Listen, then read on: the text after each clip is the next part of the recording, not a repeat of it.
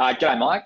Thank you very much for joining us. And this is the first instalment of YMP TV Perth edition. So you are, in fact, our first interviewee for this series. So, Mike, I thought what we might be able to do is just start off with a little bit of background about yourself. So, name, who you are, what you sort of do in the industry, and sort of how you came to be in your current working role, if you don't mind. Sure. Well, look, it's a real opportunity. I'm really quite honoured to be doing this, and I think Young Mining Professionals is a great initiative. And congratulations to you and your team for doing it. And as I said to you when we chatted about this, I'm really more than happy to help in any way I can. Look, I'm a Canadian by birth, Western Australian by choice. I came here in 1987 after I graduated from university. I did a geology degree. Got over to Australia and quickly found that there was a lot of work for geologists out in the field. So I started doing rig work out near Southern Cross at a place called Marvel Lock. And to some people, that was the end of the earth. But for someone from Canada who was used to living in tents and riding snowmobiles and not having any electricity, I thought it was heaven because I had a vehicle and we had 2 TV stations. So that was quite a step up from the bush camps of Canada. During my career, I quickly migrated towards resource geology back in the days when it was in its infancy and you had to have very high-end computers. So I spent most of my 90s working in resources and the late 90s working in resource definition, feasibility studies, things like that. Early 2000s, I then got into the small cap publicly listed companies. There was a company called Kazali. And then I sort of drifted around a bit, didn't really find my way until I joined BC Iron in 2006. And then we took that company through a listing in late 2006. Started drilling in April 2007. And by February 2011, we were putting iron ore on a ship. And that was due mainly to having done a joint venture with FMG. So, Andrew Forrest was a big backer of us back then. They were looking to provide third-party access, and we were a third party. So that was, BC Iron was really successful, and that sort of propelled me into the CEO role at BC Iron. And then in 2013, we had just finished another transaction with FMG to buy back some of the joint venture. And at that point, I sort of realized that my strengths are in taking resources through feasibility studies and into development, and we were in production. And frankly, I got bored. We were just making lots of money, and it just wasn't fun anymore. So I took some time off, and then the opportunity to run what was then called Energy Minerals Australia came up. It was a big uranium deposit.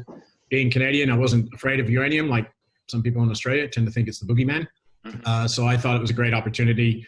We built up a team, got the company recapitalized, changed the name. The old company had some, I would say, toxic history, and we decided to rebadge, which is always refreshing, as you guys at Minderoo or Squadron or whatever you're called now would know. But it's it's important to start with a fresh face, and we moved that project through studies, through definitive feasibility study, and now we're actively marketing to get uranium contracts in the United States to get it into production. So that's the short version.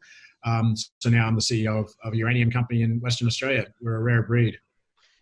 Yes, certainly uranium companies have dwindled, not just in Australia, across the globe of late. Look, that was an excellent summary, Mike, and there's plenty in there I'd like to touch on a little bit further on in the interview, a lot of which I think our membership base will take a lot out of, particularly your history with BC Iron and now into Vimy. I thought what we might do is take a little bit of a pivot in the topic and talk about the recent market atmosphere. And COVID-19 is obviously something that's affected many industries. However, one of the sort of shining lights in the COVID space in the last couple of months has in fact been uranium. With the price jumping up into the 30s, in the spot price jumping up into the 30s. Why do you reckon the price of uranium has seen a favourable effect during a climate where most of the other resources and many sectors outside of resources have seen some decline?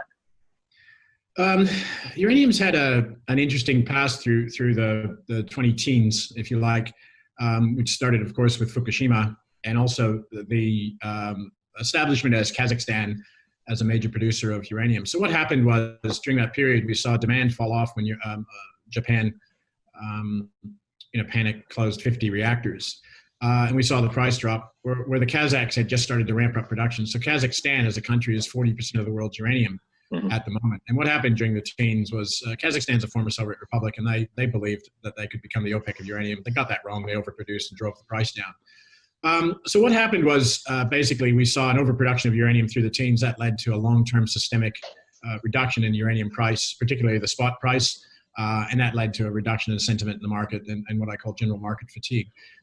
Before COVID, what was happening was the two major suppliers, which was the Kazakhs and also Cameco, a Canadian company, together they dominate the uranium production with over 60% of the global production. Both those companies, for various reasons, had decided to start cutting back on production.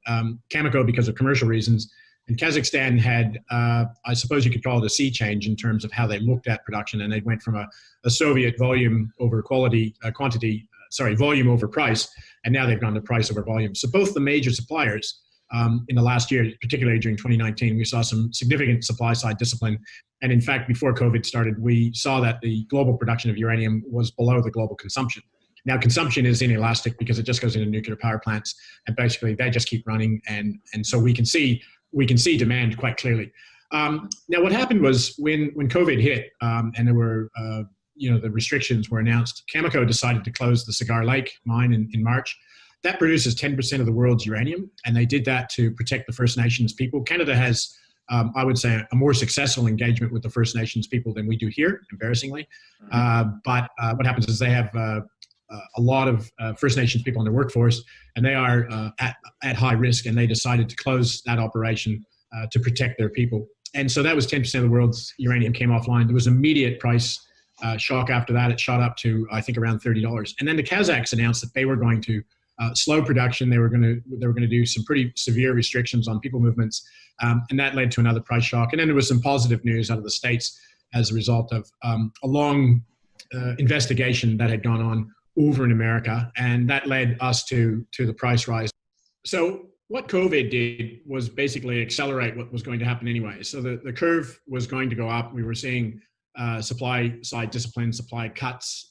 We certainly, this is systematic. And importantly, what was happening was there hasn't been any exploration. There's only 10 projects that are basically listed as under development or planned, and our Mulga Rock project is one of those. So what was happening was systematic, but COVID basically accelerated that process to make uranium the best performing commodity this year.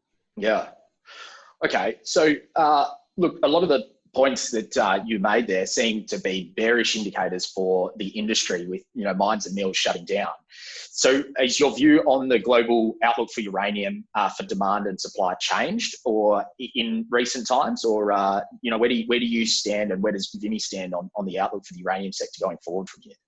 Well, growth has always been there. There's been a lot of work done by the World Nuclear Association on this. There was a report that came out last year. They do a biennial report, and it was probably the most comprehensive report they've ever done.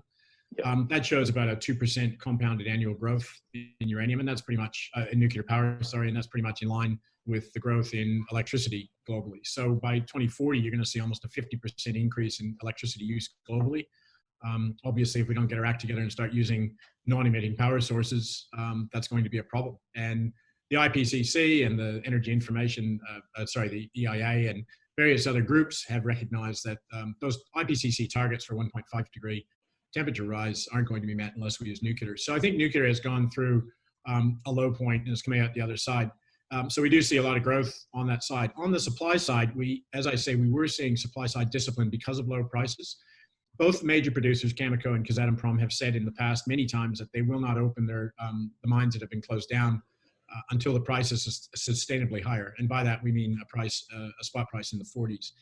Now, I'll just pause there for a second, because we do refer to the spot price in uranium almost all the time because it's the only transparency we have on price. But the spot price is a very thinly traded market, and it's dominated by arbitrageurs. And what that means is people who buy low and sell into contracts higher. And so it is literally the floor price of the arbitrage market. Almost every utility, particularly in America, which is our main market, they're 28% of the global market, they buy on contract. 90% of what they buy is on contract, and those prices range from the spot price, because sometimes they're at market contracts, up to high 60s, low 70s. So what we see in reality are much higher prices in the contract area than we see at the spot price. And unfortunately, I make the metaphor that the spot and the contract price is like driving and putting in golf, where you drive for show, but you putt for dough. And the spot price is the drive. It's all showy, but it's only about 18% of your shots if you're shooting 100. In my case, it's a lot less. But the contracts is really where the dough is, and that's where we're concentrating. And unfortunately for this market, but fortunately for investors, the spot price, which is I would say a false price. It's a floor price. That drives sentiment, whereas the reality is much higher. So a company like Vimy, That's why we're so concentrating so hard on getting contracts in America, because those contracts with American utilities will underpin the financing and development of the project. Mm-hmm. All right. I guess it is true what they say. Games of golf are won around the green, aren't they? It's always the short game that's important. I think then that's a good segue into looking at Vimy itself. As we've gone through this COVID impact, are there any new opportunities that you may have identified for Vimy that may not have been there previously, or ways of doing business or optimization that you sort of didn't really consider before COVID, and now that we've been forced into this social distancing environment? Is there any parts of your business that you've had to change because of that have changed for the better? We've had it's been a double-edged sword for us, because the Northern Territory, where our exploration programs are, the Alligator River area, is in Arnhem Land, and that was closed almost immediately when they started announcing restrictions. We believe it will be opened again this year, but that's a risk for us that we don't do any exploration in the Alligator River area this year. On the Mulga Rock side, it's had zero effect because the project has gone through a definitive feasibility study, and we're currently going through what we call a DFS refresh. The original DFS is 2 years old, so we're having a look at some of the pricing assumptions, and I'm happy to say that refresh is showing that we're going to get an improvement both in the capital capex and also in the NPV of the project. So we're pretty excited about that. And just the way we've worked, the staff alter 40% pay cuts, and we get shares in lieu of pay. That's a voluntary thing, but everybody agreed to do that. We had set up that program as an incentive for people to acquire shares in Vimy, and it saves cash in the company. But having that program in place really allowed us to pivot, if you like, to a non-cash payment. So it's actually been good for Vimy in that it's reduced our costs. It's also showed us that a lot of work that we normally do face-to-face and going overseas and traveling over east can now be done using this forum, using Zoom and Teams and things like that. So I've found that I think there's going to be lasting changes to the way we do work that will benefit the company in terms of reducing costs. So I would say that the net effect has been pretty neutral for us. In terms of macro opportunities, what it has done is it's exhibited to the utilities around the world that Australia is a low-risk jurisdiction, because we were the only jurisdiction on Earth that produces uranium but didn't announce shutdowns. Our entire mining industry was able to keep going, and that's because the companies are run by innovative entrepreneurial people. And what happened was, when the restrictions were coming, companies really did a lot of work, particularly through the Mineral Council of Australia, of which I'm a board member. A lot of work was done to set up COVID protocols, which allowed the mining industry in Australia to stay open. So, when we're out there selling Vimy as a story to utilities, that's now in my presentation, big red letters. Australia stayed open for business, and that's really important. So, look, at the end of the day, it ends up being a positive for us. Well, that's great news. It also sounds like the culture and ethos that you've developed at Vimy over the last couple of years has paid testament with employees getting behind the company and taking cuts in pay in lieu of shares, and sounds like your projects are on track to not be affected net from the COVID pandemic. So that's good news. I'd like to take the point here. The other thing it's worth noting is that it's also the attitude, the vision, the culture of a company does come from the top. And the one thing we didn't do is sit back and go, oh my God, this is the worst thing that's ever happened. We are a silver lining company. I mean, when you're in uranium, things happen. It's a tough industry to be in because of sentiment, because of political opposition and things like that. And things get thrown at you. And there's the old saying, if the world gives you lemons, make lemonade. And that's certainly my attitude, and it's the attitude of the team. We have a saying in our company that the word can't is a 4-letter word starting with C, and we're not allowed to use it. So I think that's also been part of the reason of our success through this through the COVID crisis. Mike, I think that's a great point to pivot in the conversation. During your leadership, under your leadership, in the various companies you've been a part of, you've managed to build and sell success a couple of times now. I was wondering if you might be able to share with us a bit of your story from BC Iron. Could you please tell us in your own words what makes a strong and successful company, and what are some of the things that you've learned over the years that have enabled you to repeat that time and again? Sure, it's a great question. I mean, when I took over at BC Iron, I hadn't had experience as a CEO. I'd been on the board of a small company, really just to fill in numbers. My experience was, as I say, a consulting geologist behind a computer screen and then an exploration manager. So when I was originally hired for BCR, and I was originally hired pretty much as a glorified exploration manager, but because we had one employee, I just happened to be the CEO. So I was actually learning on the job. Fortunately, I had a very good chairman in Tony Kiernan.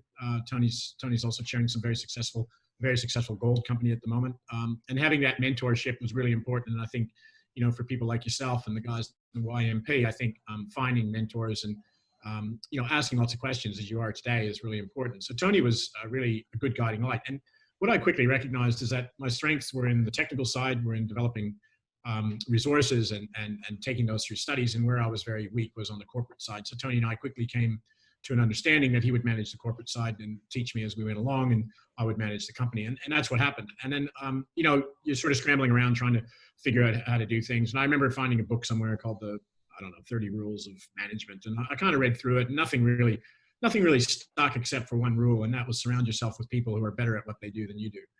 And I think it's really important when you do that you recognize that these people are better at what they do. For example, the CFO, the mining engineer, the COO, guys like that.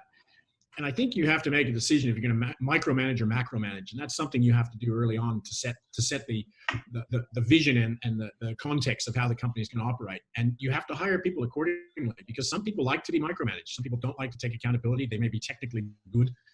In my case, I hate micromanaging. I'm a macro manager. I like, I'm ADHD. So that's not physically able to micromanage, but my view is you set up, you set things up, you get good people, you let them get on with their job. And one thing that small companies don't do, which is surprising, well, certainly surprising to me, is they don't, when they set the company up, they don't establish their mission, vision, values, and strategy. And you would be surprised how many small cap companies don't have a strategy. And that's really important, because what happens is you end up going into board meetings and they become mini strategy sessions, and you really don't know which way you're going. If you have that piece of paper up on the wall in your office that says, this is our strategy, everyone knows where you're going, everyone's aligned. There's a bit of FIFO there, fit in, or so you end up with a context for people to come in and work in the company. So those things are really important. So again, are you a micromanager or a macro manager? You hire the people accordingly. If you are a macro manager, you let them get on with their job. They may want to do things that you may not agree with, but at that point, you need to make a decision. Do I get involved or do I not get involved? How do I get involved? But the important thing is to have an overarching strategy. And I think that's a mistake a lot of companies make. Sometimes they have a strategy just for the sake of saying they've done one, but you've got to have a strategy that's dynamic, but also sometimes it can't be inflexible. You've got to say, for example, if somebody says at the board meeting, maybe we should look at lithium, you go, well, it's not in our strategy. We'll talk about that another time. So those are really important things. I think that, makes running a company like BCR successful. We also, I suppose, after the first 24 drill holes, we knew we had a resource that was mineable. We recognized that we needed access to infrastructure. And so, as I say, we listed in 2006, and by May 2007, I was talking to FMG about getting access to the railway. And that's when I met Julian Tapp, who works for me today. So, it's about having that big goal. It's about having context. Drilling holes and announcing results is not sustainable. That might get your share price up, but, eventually you're going to come down the other side of the mountain. It's about getting into production. It's about generating cash flow. And a mistake that a lot of people make is they fall in love with their deposits, and that's another no-no in my view.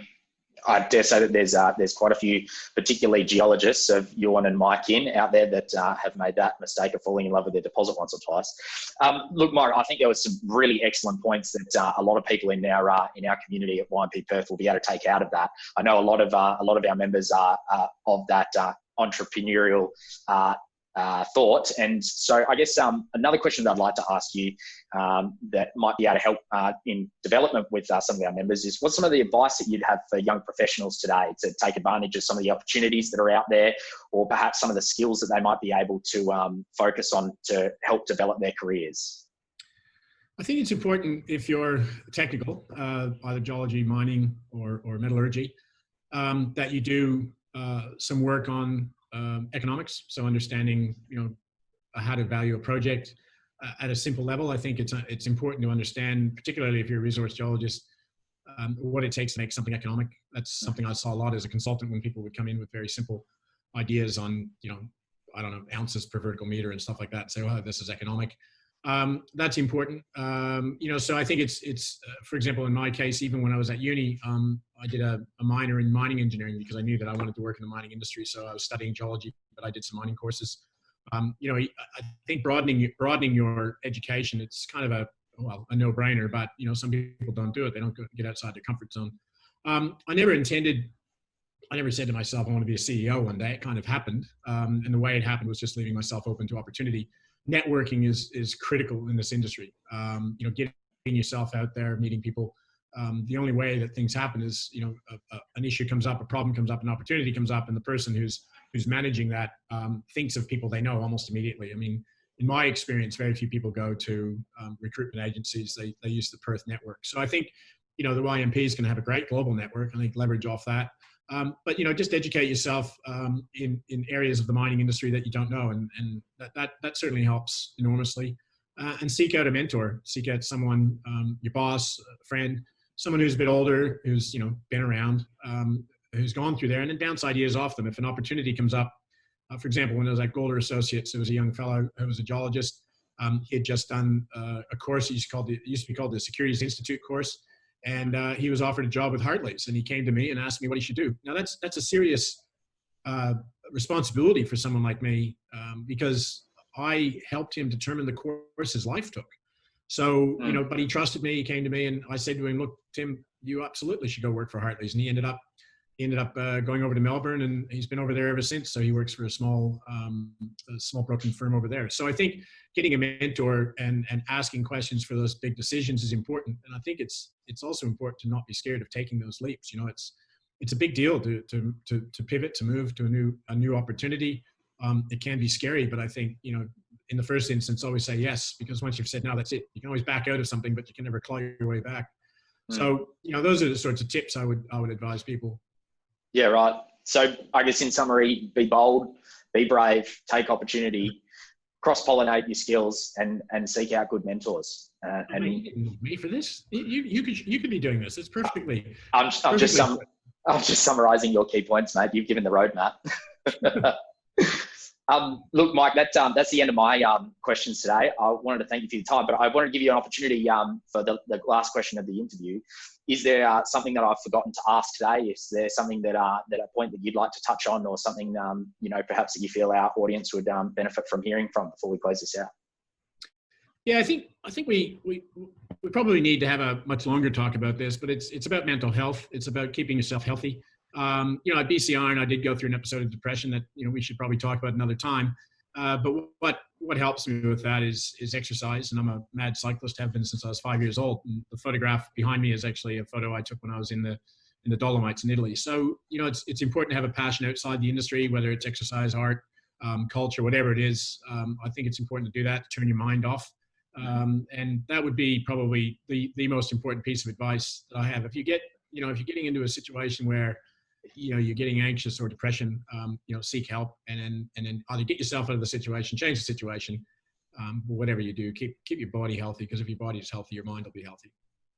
Yeah, there's some very key and critical points, Mike. And I think mental health is an issue not just in our industry, but across the board that doesn't receive the sort of airtime that it requires, because it's such a prevalent thing in our society, and it's a difficult thing to deal with, because it can be such an isolating thing. And I dare say that there are, in this environment, in an environment of social distancing, that those isolation feelings can be weighted even more so. So what I'd love to do, Mike, is I'd love to have you back and to discuss those points further, probably in an in-person event, so you can meet some of our members face to face. Would be a great forum, I think, to touch on that further. I'd love to do that.